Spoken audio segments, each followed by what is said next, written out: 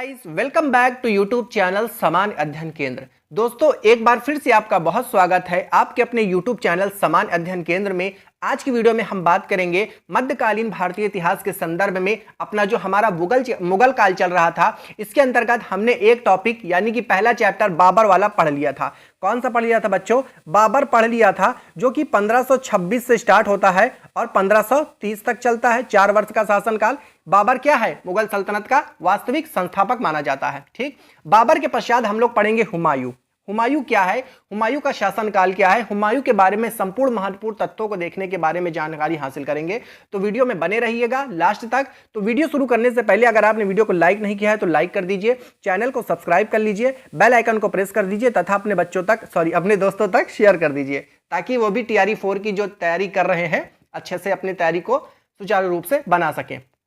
चलिए, हम लोग आज बात करेंगे जहीरुद्दीन नासिरुद्दीन मोहम्मद हुमायूं। ठीक है, जो बाबर का नाम था वो जहीरुद्दीन मोहम्मद बाबर था, लेकिन हुमायूं की जो बात है वो नासिरुद्दीन मोहम्मद हुमायूं है, 1530 से लेकर 1556। ठीक है, अब कंफ्यूजन की बात यहां पर यह आ जाती है, क्या 1530 से लेकर 1556 तक पूरा हुमायूं का ही शासनकाल रहा है? नहीं, बिल्कुल नहीं, ऐसा बिल्कुल नहीं। कुछ बच्चे ऐसे कंफ्यूज हो जाते हैं कि 1530 से लेकर 1556 तक शासनकाल रहेगा, जो कि 26 वर्ष का शासनकाल हो जाता है। ठीक, ऐसा नहीं है। हुमायूं ने 26 वर्ष शासन न करके मात्र 11 वर्ष शासन किया था। अभी हम आपको बताएंगे कि कैसे हुमायूं को बीच में 1530 से लेकर 1540 तक ये हुमायूं शासन करेगा। उसके पश्चात शेर शाह सूरी के द्वारा इसको मारकर भगा दिया जाएगा।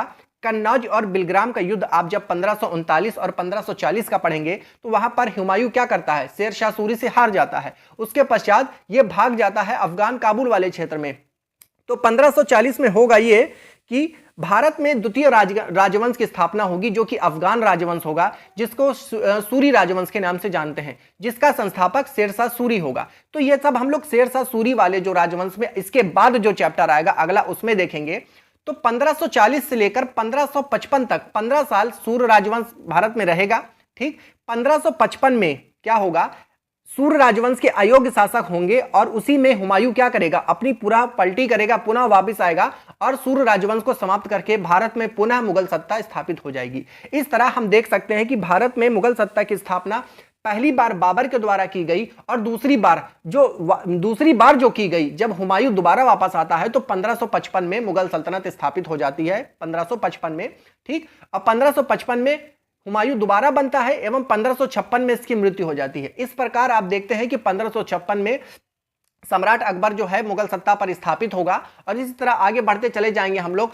अकबर, जहांगीर, शाहजहां, उसके बाद औरंगजेब, तमाम उत्तर मुगल काल के भी काफी शासक होंगे और 1857 की क्रांति के समय हमारा जो है बहादुर शाह जफर, जिसको बहादुर शाह द्वितीय के नाम से जानते हैं, ये लास्ट मुगल शासक रहने वाला है। तो चलिए शुरू करते हैं अपना टॉपिक, जो कि है नासिरुद्दीन मोहम्मद हुमायूं। ठीक है, हमारा समझाने का मतलब यह था ताकि थोड़ा सा आपको समझ में आ जाए। चलिए इसके परिचय के बारे में देखेंगे। 29 दिसंबर 1530 मुगल साम्राज्य का बादशाह बनता है। ठीक, बाबर की जब मृत्यु हो जाएगी तो उसका पुत्र मुगल साम्राज्य का बादशाह बनता है। इससे पहले यह सूबेदार था, इससे पहले यह बदख्शा का सूबेदार भी रह चुका है। ऐसा नहीं है, कुल मिलाकर बोल सकते हैं कि प्रधानमंत्री बनने से पहले ये मुख्यमंत्री रह चुका है ये व्यक्ति। इससे पहले ये कहां का सूबेदार था? बदख्शा का सूबेदार था। देखिए, अब आपको यहां एक चीज समझना है, बाबर के 4 पुत्र हैं, खाली हुमायूं ही नहीं है कि खाली हुमायूं है बाबर का बेटा हुमायूं, हुमायूं का अकबर, ऐसा नहीं है। बाबर के 4 पुत्र हैं, जिसमें जो है पहला है हुमायूं। तैमूरी परंपरा के अनुसार साम्राज्य का विभाजन इसने कर दिया। इसका मानना था कि जितना भी हमारे पिताजी का साम्राज्य है ये संपूर्ण अपने कब्जे में ना कर अपने चारों भाइयों के रूप में, चारों भाइयों में क्या करेगा? ये विस्तृत कर देगा। यही इसकी जीवन की सबसे बड़ी भूल थी कि अपने साम्राज्य को इसने खंडित कर दिया 4 भागों में, जिससे सत्ता क्या हो गई? कमजोर हो गई। इसको इस तरीके से करना चाहिए था, अकॉर्डिंग टू मी, मतलब मेरा जैसा मानना है कि मेन मुख्य सत्ता पे तो इसी को रहना चाहिए था, बाकी को ये अलग अलग जगह का अपने राज्य से संबंधित प्रांतों में सूबेदार नियुक्त कर देता। परंतु इसने क्या किया? इसने सबको, चारों भाइयों के बीच संपूर्ण प्रॉपर्टी का क्या कर दिया? बंटवारा कर दिया था। एक अगला भाई आ जाता है कामरान। काबुल, कांधार एवं पंजाब वाला क्षेत्र इसको मिल गया। अस्करी, संभल वाला क्षेत्र इसको मिल गया और हिंदाल, अलवर वाला क्षेत्र मिल गया। इसके पश्चात जैसे कि हुमायूं है, इन सभी को अगर छोड़ दिया जाए तो जो हुमायूं है ये संपूर्ण मुगल साम्राज्य का वास्तविक वो माना जाएगा, सत्ता पे बैठने वाला ये व्यक्ति माना जाएगा। चलिए आगे बढ़ेंगे। दीन पनाह नगर की स्थापना की किसने की?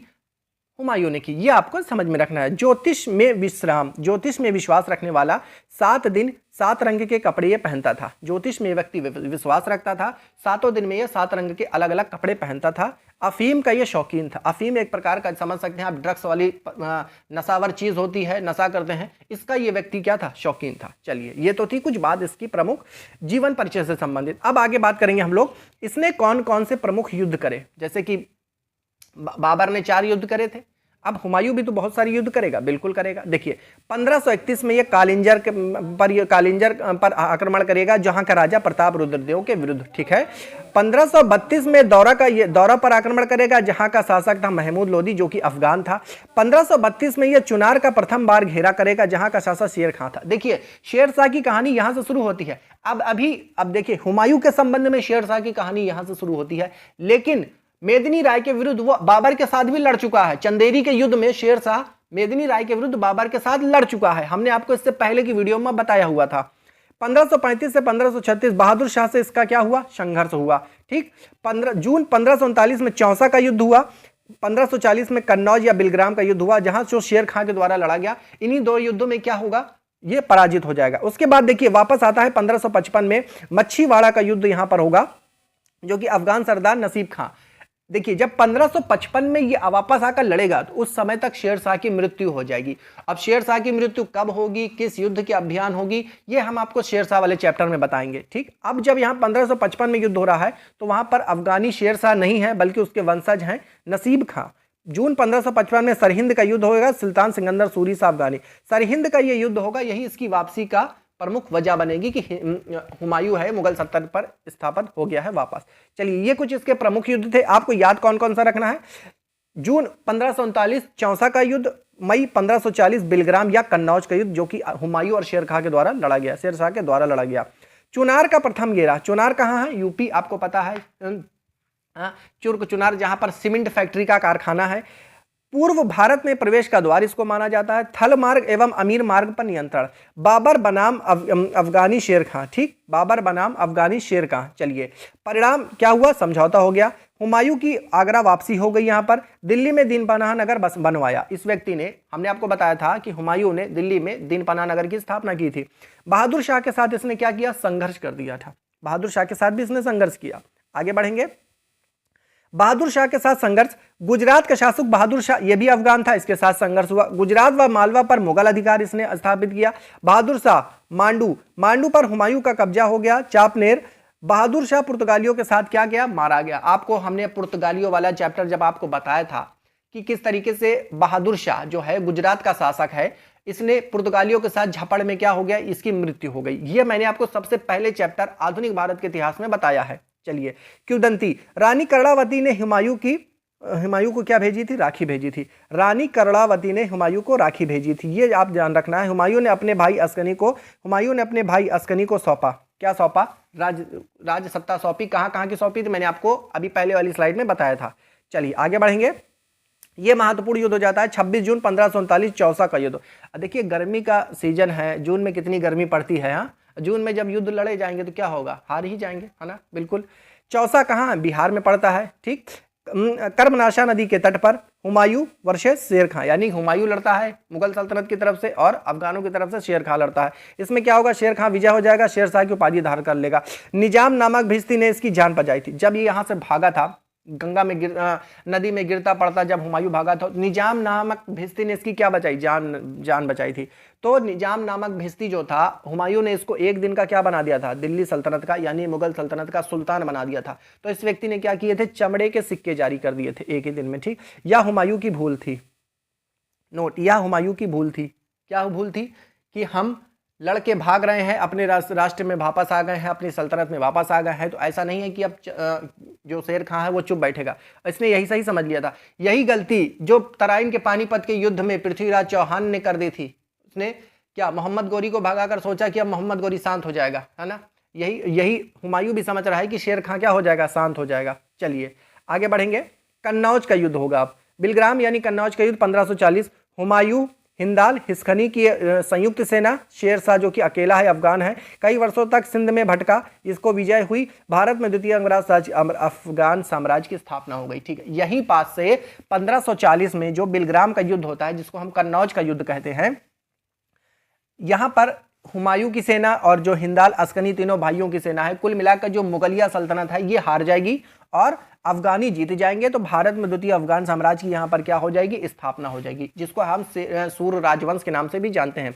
हिंदाल के आध्यात्मिक गुरु मीर अली की पुत्री हमीदा बानो बेगम से क्या हो जाता है, निकाह हो जाता है। किसका, हुमायूं का। ईरान के शाह दरबार में इसने क्या कर ली, शरण ली। ऐसा नहीं भाग जाएगा, भाग के जाएगा तो कहीं ना कहीं तो जाएगा। देखिए इसने शरण ले ली, ईरान के शाह दरबार में शरण ले ली। 1545 में काबुल व कंधार पर इसने क्या किया, पुनः अधिकार कर लिया। कैसे कर लिया, क्योंकि आपको पता है कि 1545 में कालिंजर अभियान के दौरान शेरशाह की मृत्यु हो जाती है। जब कालिंजर अभियान के दौरान शेरशाह की मृत्यु हो जाती है तो अब इसके बाद जो अफगानी शासक आएंगे, सूर्य राजवंश के अगले राजवंश वाले जो आएंगे, ये एकदम नाकाम होंगे, नकारे होंगे, जैसे कि उत्तर मुगल काल के लोग आपको देखने को मिलेंगे। हाँ, दिल्ली सल्तनत के जो लास्ट में रहते हैं, हर राजवंश के जो आखिरी के राजा रहते हैं कम शक्तिशाली होते हैं, वही पोजीशन कुछ इसकी हो जाती है। तो यहाँ पर ये वापस काबुल व कंधार पर अपना अधिकार कर लेता है। समझ में आया आपको। इसकी मृत्यु एवं अन्य तथ्य कुछ बारे में ध्यान देना है। मृत्यु जनवरी 1556 में होती है। दीन पनाह भवन में पुस्तकालय से गिरने से क्या हो जाती है, इसकी मृत्यु हो जाती है। दीन पनाह नगर इसने ही बनाया था ना, हुमायूं ने। दफन दिल्ली के हाजी बेगम द्वारा, दिल्ली में हाजी बेगम के द्वारा इसको दफन किया गया। उत्तर भारत की वास्तुशैली में नए दौर का प्रारंभ हुआ हुमायूं के समय। समरकंद का गुंबद इसने बनवाया था। ठीक, हुमायूं नामा गुलबदन बेगम की रचना है। हुमायूं नामा गुलबदन बेगम की रचना है। हुमायूं के बारे में इतिहासकार लेनपुल लिखता है, क्या लिखता है, ये लाइन थोड़ा सा समझना है। हुमायूं गिरते पिटते इस जीवन से मुक्त हो गया, ठीक उसी तरह जिस तरह तमाम जिंदगी वह लड़ते गिरते पड़ते चलता रहा। ठीक है, देखिए ये व्यक्ति राजा बनता है, उसके बाद शेरशाह सूरी के द्वारा भगा दिया जाता है, कहीं इसको शरण मिलती है। हाँ, तत्पश्चात ये वापस आता है, अपना राज्य स्थापित करता है। उसके पश्चात ये दीन पनाह नगर में लाइब्रेरी यानी कि पुस्तकालय से ही गिर के इसकी मृत्यु हो जाती है। तो इसी सब की दृष्टि से लेनपुल जो लेखक है, इतिहासकार है, लिखता है कि हुमायूं गिरते पिटते इस जीवन से मुक्त हो गया, ठीक उसी तरह जिस तरह तमाम जिंदगी वह गिरते पड़ते चलता रहा। कुल मिला के कह सकते हैं कि इसका कोई सूटेबल ठिकाना नहीं था। जिस तरीके के बाबर का बाबर का था, हुमायूं का था। हुमायूं का तो अच्छा एक्यूरेट ठिकाना इसका नहीं था बिल्कुल। ठीक है, लेकिन इसने फिर भी जिस तरीके से मुगल साम्राज्य को ये हारता है, उसी तरह से ये वापस मुगल साम्राज्य की सत्ता स्थापित करता है। ये बात बहुत अच्छी है। लेकिन अब मुगल साम्राज्य की सत्ता तो स्थापित करता है, आप यहाँ पर देखना है कि कैसे कैसे ये आप अभी जो दोबारा मुगल साम्राज्य की सत्ता स्थापित करता है, उसमें मुख्य रोल किसका रहने वाला है, बैरम खां का रहने वाला है। बैरम खां, ठीक है, जो कि है अकबर का संरक्षक के रूप में ये नियुक्त हो जाएगा आगे चल के। तो मिलते हैं अगली कहानी में, तब तक के लिए जय हिंद जय।